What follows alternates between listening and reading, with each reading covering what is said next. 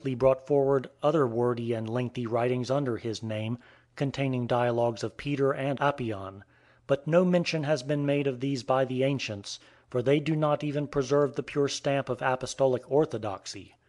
The acknowledged writing of Clement is well known.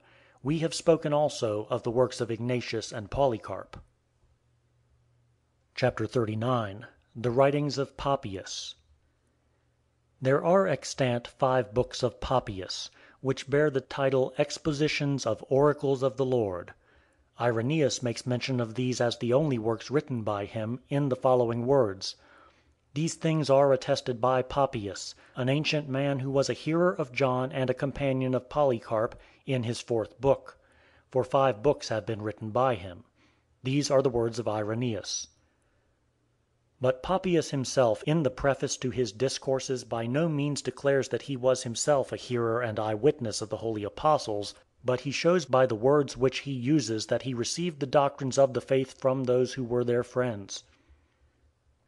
He says, "But I shall not hesitate also to put down for you along with my interpretations whatsoever things I have at any time learned carefully from the elders, and carefully remembered, guaranteeing their truth.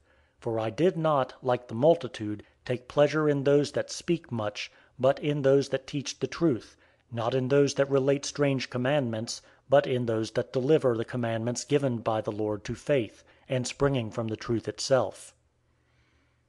If, then, any one came, who had been a follower of the elders, I questioned him in regard to the words of the elders, what Andrew or what Peter said, or what was said by Philip, or by Thomas, or by James, or by John, or by Matthew, or by any other of the disciples of the Lord, and what things Aristion and the presbyter John, the disciples of the Lord, say.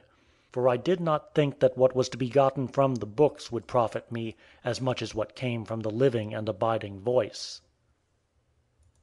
It is worth while observing here that the name John is twice enumerated by him. The first one he mentions in connection with Peter and James and Matthew and the rest of the apostles, clearly meaning the evangelist; but the other John he mentions after an interval, and places him among others outside of the number of the apostles, putting Aristion before him, and he distinctly calls him a presbyter. This shows that the statement of those is true who say that there were 2 persons in Asia that bore the same name, and that there were 2 tombs in Ephesus, each of which, even to the present day, is called John's. It is important to notice this, for it is probable that it was the second, if one is not willing to admit that it was the first that saw the revelation, which is ascribed by name to John.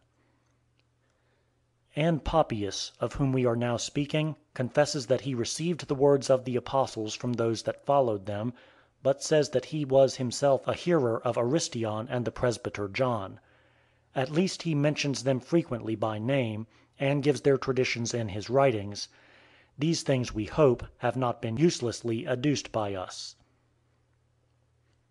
But it is fitting to subjoin to the words of Papias which have been quoted, other passages from his works in which he relates some other wonderful events which he claims to have received from tradition.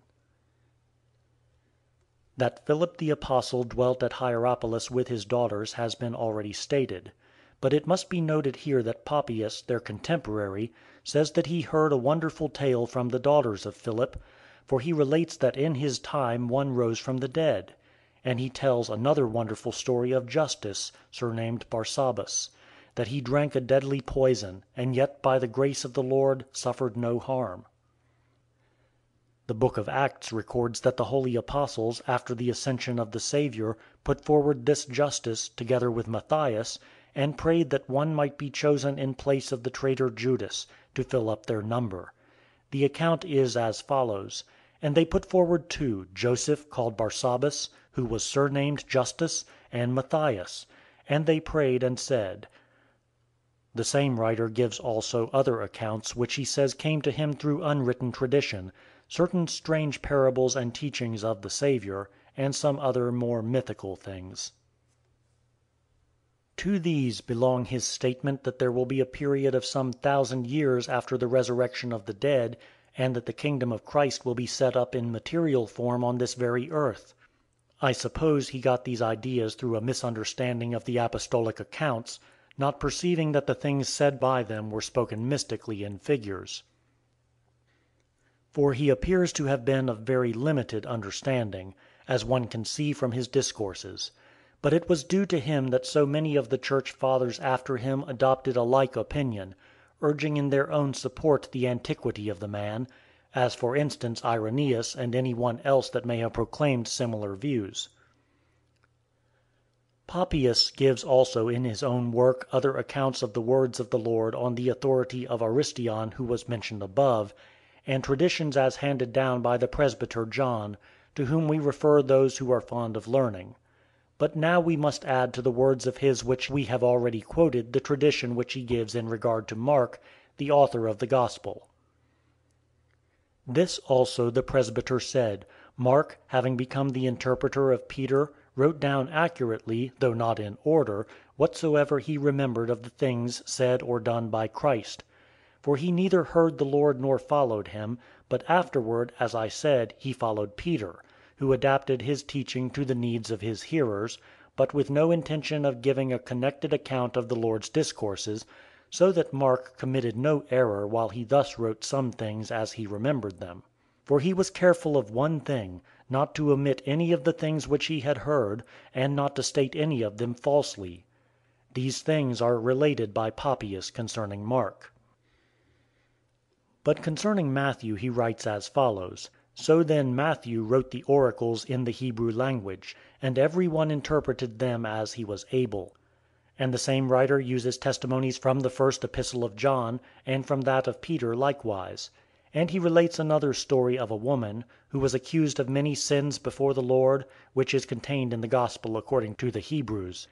These things we have thought it necessary to observe in addition to what has been already stated. End of Book 3, Part 4.